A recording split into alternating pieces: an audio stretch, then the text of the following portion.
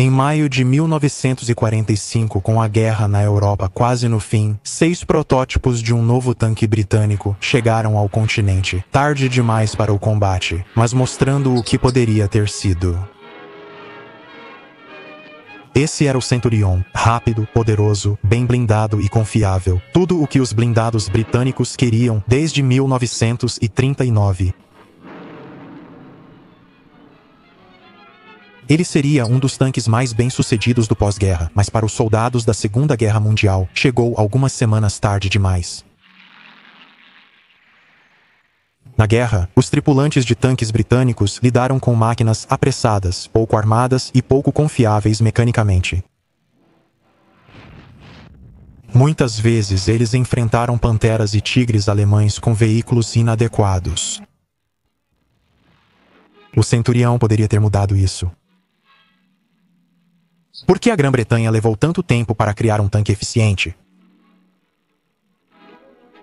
Esta é a história do Centurião, o melhor tanque britânico, e de como perdeu a guerra para a qual foi criado.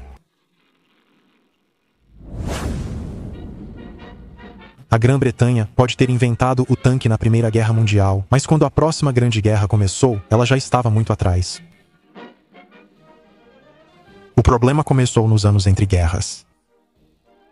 Apesar de ter sido pioneira na guerra de tanques, a Grã-Bretanha investiu pouco no desenvolvimento de blindados, e mais importante ainda, não conseguia decidir como queria que os tanques lutassem. Sem doutrina clara, não sabia que tipo de tanque construir. Mesmo com a guerra se aproximando no fim dos anos 1930, os militares britânicos ainda hesitavam.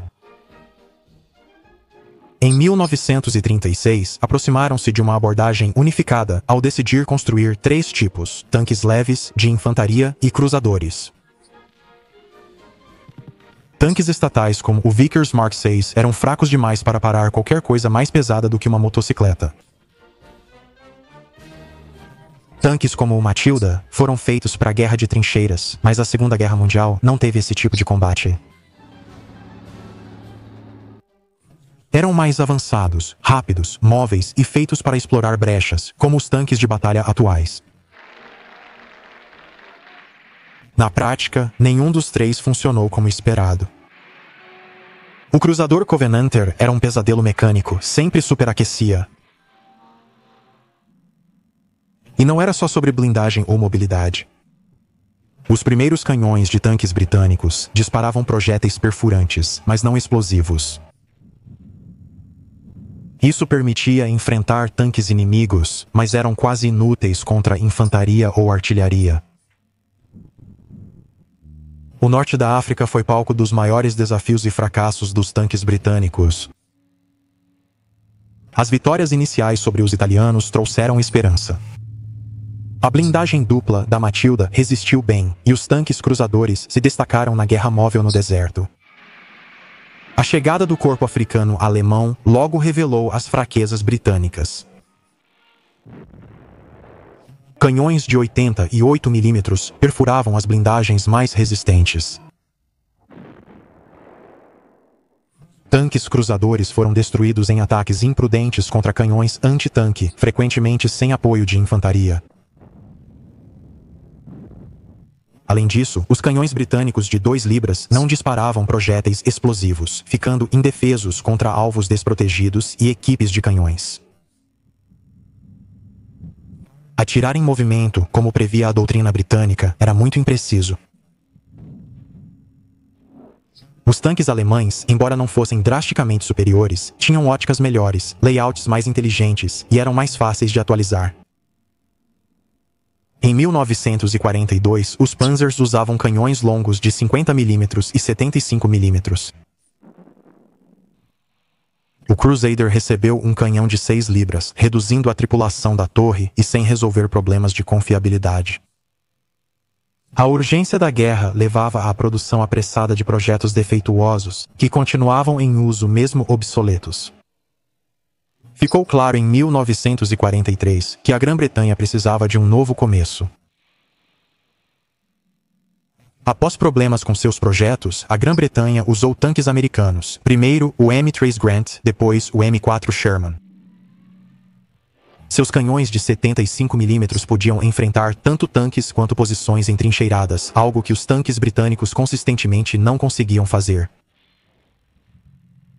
Apesar da preferência do Estado-Maior por tanques cruzadores, a produção de tanques de infantaria continuou. Entre 1941 e 1942, mais de 8.000 Matildas, Valentines e Churchills foram produzidos, representando mais da metade do total.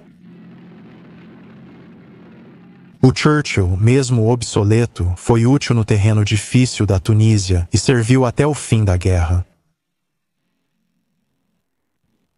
O norte da África mostrou que o design, doutrina e produção de tanques britânicos precisavam ser totalmente reformulados.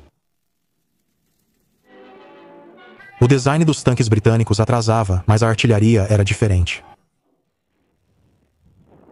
Em 1941, iniciaram o desenvolvimento de uma nova arma antitanque para substituir o canhão de 6 libras.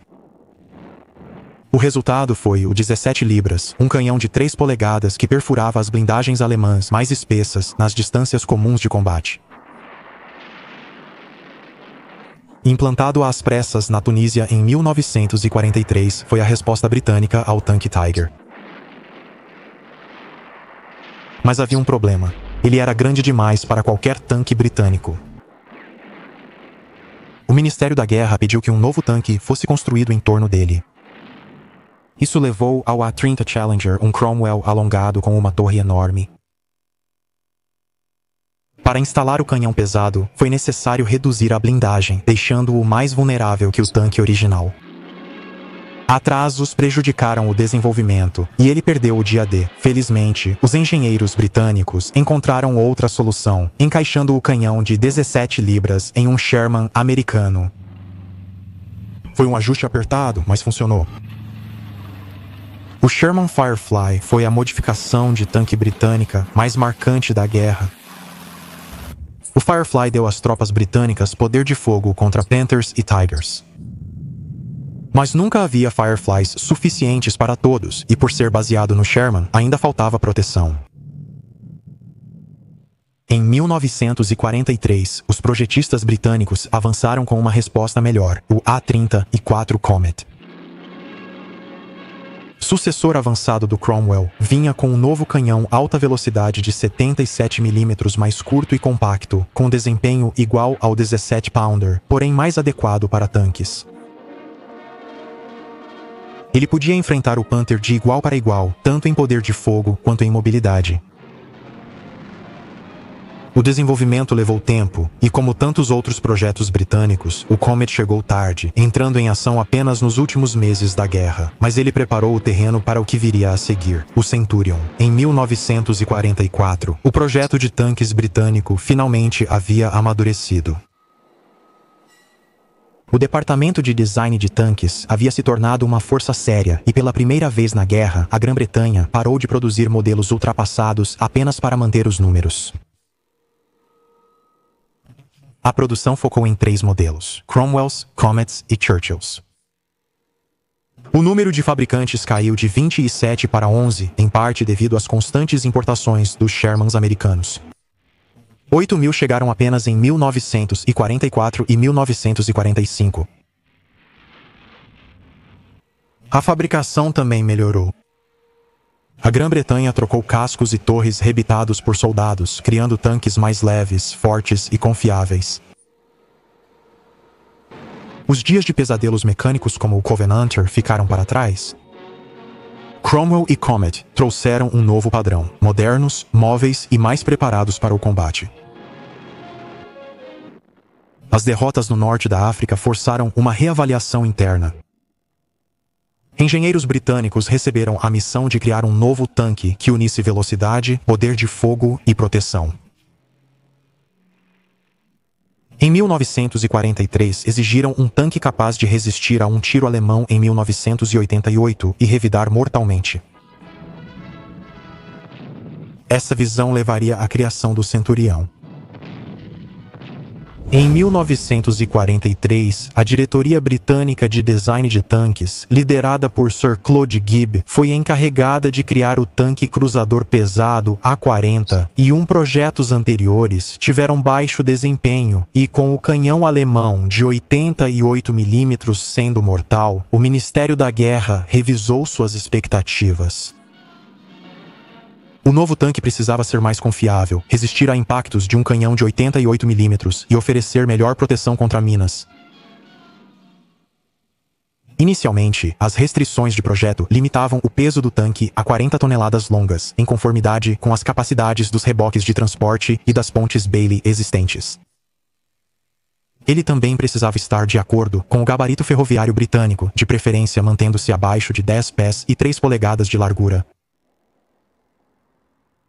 No entanto, essas restrições foram logo suspensas para permitir um tanque mais capaz, aumentando o peso para 45 toneladas longas para acomodar uma blindagem mais pesada e uma torre maior, capaz de montar um canhão mais potente, mesmo que isso significasse construir novos equipamentos de transporte. A velocidade não era a prioridade, mas a mobilidade deveria ser igual à do tanque Comet. A marcha a ré rápida foi definida após a difícil experiência na Itália, onde tanques ficaram presos em passagens estreitas. A caixa de câmbio modificada permitia uma retirada rápida, com ré tão veloz quanto a segunda marcha. Felizmente, os britânicos já tinham uma arma poderosa, o canhão antitanque de 17 libras. Agora, só precisavam de um tanque à altura dele. Em outubro de 1943, o projeto oficial do A-41 foi divulgado. Ele possuía blindagem inclinada e proteção comparável aos tanques de infantaria mais pesados, além de melhor mobilidade que os cruzadores anteriores. Um protótipo da Associated Equipment Company Limited foi inspecionado em maio de 1944. Foram encomendados 20 modelos piloto em várias configurações. 10, com canhão de 17 libras, e Paulsten, de 20 mm 5, com canhão de 17 libras, e metralhadora no casco, e 5, com canhão de 77 mm, e metralhadora no casco, operada pelo motorista.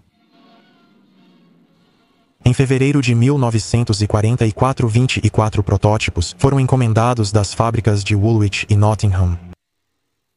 Com os desembarques na Normandia, a produção foi adiada para janeiro de 1945, já que as fábricas priorizavam as demandas da guerra. O protótipo inicial do A-41 foi lançado em abril de 1945, chamado Centurion. Os testes foram bem-sucedidos e, em julho, o tanque foi enviado à Bélgica para testes prolongados. O desempenho do Centurion nos testes fez o exército encomendar 800 tanques. Sem receber um canhão de 17 libras e 7,92 milímetros. Os demais, o 20 libras. A produção começou em novembro de 1945 e as primeiras unidades entraram em serviço em fevereiro de 1946. Com o aumento das tensões com a União Soviética, o Centurion logo se mostrou o tanque britânico mais eficiente. A Grã-Bretanha, vendo seu potencial, pediu uma versão com blindagem reforçada e canhão mais potente. Com o aumento das tensões da Guerra Fria, o Centurion continuou a evoluir. Recebeu motores melhores, estabilizador de canhão, miras infravermelhas, visão noturna e uma metralhadora .50 para medir distâncias, mantendo-o à frente no campo de batalha. Projetado para combater tanques pesados alemães, o Centurion só entrou em ação em novembro de 1955 anos após a Segunda Guerra, quando 3 esquadrões Mark III foram enviados à Coreia. Invernos rigorosos e campos de arroz alagados colocaram à prova tanto o tanque quanto a tripulação, mas o Centurion superou seus adversários chineses, provando seu valor em combate. Após ver o M40 e 8 Patton ter problemas na Coreia, o Canadá comprou 274 tanques Centurion entre 1952 e 1953, depois ampliando a frota para 322. Como vários projetos pós-Segunda Guerra Mundial, o Centurion passou por evolução constante. Foi produzido em 13 variantes principais, cada uma adaptada às novas necessidades do campo de batalha. A Grã-Bretanha construiu 4.423 Centurion para si, o Canadá e outros 17 países. A maioria serviu como tanque de batalha, mas havia variantes como veículos de recuperação, lançadores de pontes e canhões autopropulsados. O Centurion é visto como o maior tanque britânico do pós-guerra, mas muitos tripulantes gostariam que ele tivesse chegado durante a Segunda Guerra Mundial. Embora nunca tenham enfrentado supertanques Tiger ou King Tiger, o Centurion, projetado para isso, foi eficaz por décadas.